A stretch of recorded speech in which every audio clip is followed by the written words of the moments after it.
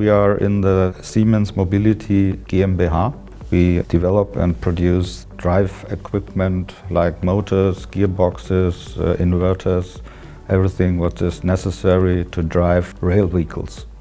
Wir haben vorher immer Haufen Telefonkonferenzen und viele Meetings für ein Problem benutzt, um gegenseitig uns auszutauschen. Before I feel like there's a wall between my colleague and me. It was very unpleasant to have this situation because I can't get the information I want very quick. So with this class I feel I stand on the side of the colleague and we're both in the same situation at the same time.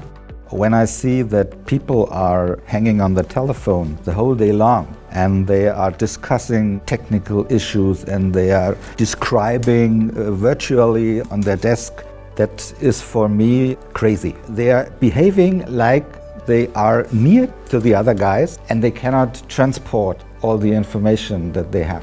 And I thought there must be something to improve this and to help the people to understand each other better. One idea was to use these classes because that is freedom in communication. Der Techniker legt die Epson Smartbrille an und geht direkt live vor Ort und schaut nach dem Problem. Der Techniker sieht direkt den Laserpointer und kann direkt die Angaben an den Experten weiterleiten, die Fehler schneller erkennen.